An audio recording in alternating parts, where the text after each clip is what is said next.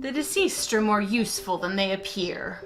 Their bodies may carry rot, disease, or wounds, but they can be repurposed into something more. Raising simple zombies requires no real power. I have more than enough ability to do so. My master once told me, never assume a dead body is devoid of intelligence. It simply requires direction. Like golems. After creating more flesh golems, I will raise an undead army to best serve as my primary soldiers in my conquest of Vlhiodela. One by one, the cities will fall and all will come to darkness. Milady, what of the 5? I will deal with them in due time. Any fools who oppose me will soon understand why I travel without an army. If you are certain, milady. Tell me, Orwin, have you ever heard the tragedy of King Flann the Dread? I'm not sure I'm familiar with that story, milady. They hardly bother commoners with these tales. King Flann the Dread was once a powerful lord who held all other countries of Vlhiodela in sway. He sought even greater power by unlocking the secrets of undeath and lichdom. With these secrets, he raised countless undead and enforced his rule with an iron hand. He became so powerful and so influential that the only thing he came to fear was death, which eventually came in the form of Asarak the Eternal. Flann and Asarak battled for days, mutilating the landscape with legions of undead and reaping the living for more soldiers. Thousands of zombies swept the land, uprooting trees, destroying homes, polluting lakes, and making the land unlivable. Flann and Asarak used so much necrotic energy to poison the land that it was rendered toxic to living beings. It's ironic, Orwin. To achieve so much power just to lose it in months. I suppose Flann did succeed, though, as the Dread Wastes are aptly named. Always a bigger fish, milady. Indeed. I will succeed where Flann failed. They will see. Welcome back to a Compendium of Monsters. This week's entry, the Zombie Book of Zombies. Before we continue, please make sure you've subscribed to this channel. It helps us out a lot. Zombies are a challenge level 1/4, medium-sized undead. They have an armor class of 8, average hit points of 22, a speed of 20 feet, and dark vision out to 60 feet. These are your standard, run-of-the-mill, guaranteed to have fought at least once undead. While zombies are not threatening on their own, they are much more dangerous for first and second tier adventurers when they appear in hordes.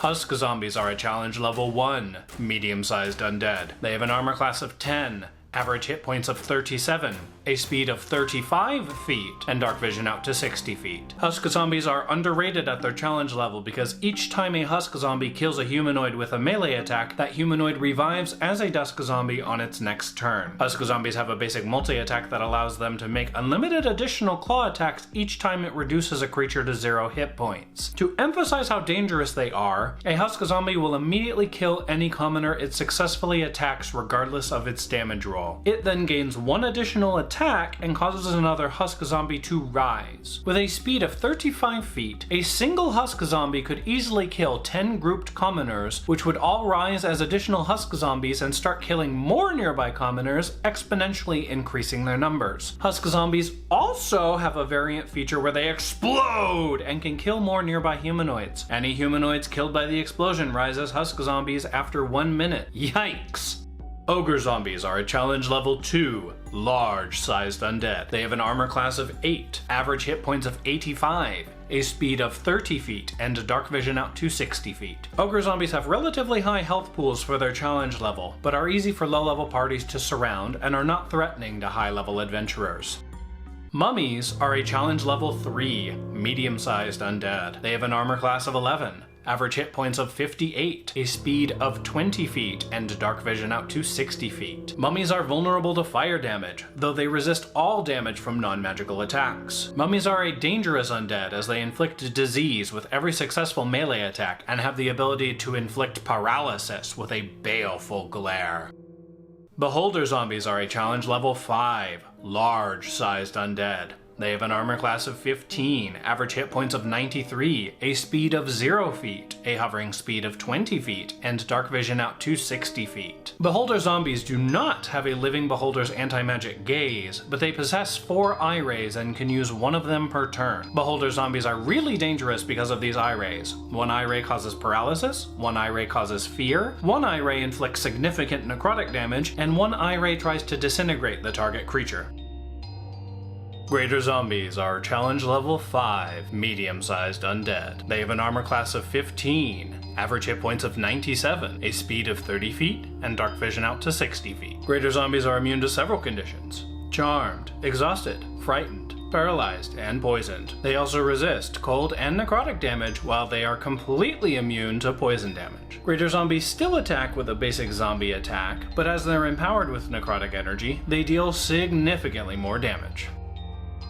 Tyrannosaurus Rex zombies are challenge level 8, huge-sized undead. They have an armor class of 11, average hit points of 136, a speed of 40 feet, and dark vision out to 60 feet. Tyrannosaurus Rex zombies can disgorge one normal zombie as a bonus action on each of their turns. They may lose the ability to use this trait if you're lucky, but don't count on it as it's a 1/6 chance. If a Tyrannosaurus Rex zombie is killed while it can still disgorge zombies, 1d4 zombies will burst out of its corpse and attack the closest living things. Tyrannosaurus Rex zombies deal a lot of damage with their bite and tail attacks, regardless if those attacks cannot hit the same target. They can still grapple with their bite, and their high health pool makes them ridiculously tanky. Found in the frozen wastes, frost giant zombies are challenge level 9, huge-sized undead. They have an armor class of 15, average hit points of 138, a speed of 40 feet, and dark vision out to 60 feet. Frost giant zombies have a numbing aura that makes creatures within 10 feet perform a Constitution saving throw, or those creatures can only make one attack or perform one bonus action on their next turn. Frost giant zombies also have a freezing stare, which forces a different Constitution saving throw that will deal a massive amount of cold damage and leave a creature paralyzed until the end of its next turn. If you're in a place where you encounter frost giant zombies, you should already be prepared to deal with them. If you encounter a zombie, here are some tips that will help you stay alive and maximize your potential damage against it. First, zombies are either resistant or immune to poison damage and the poison condition. Second, it is safe to assume that a zombie is less likely to be affected by necrotic damage. Trade out those necrotic and poison damage spells for some good old fire and lightning. Third, many zombies can be charmed, frightened, or knocked prone. Using charms and fears will help even the odds against a horde, while knocking zombies prone with something like the Shield Mastery feat will allow your martial party members advantage on their attacks against the prone undead. Fourth, zombies are stupid. They will take the most direct path to their intended targets, be it falling off ledges, walking through lava, acid, or other dangerous terrain, and or getting themselves killed by other environmental hazards. Remember to manipulate the battlefield in your favor with spells like Plant Growth, Web, Spike Growth, Sleet Storm, etc.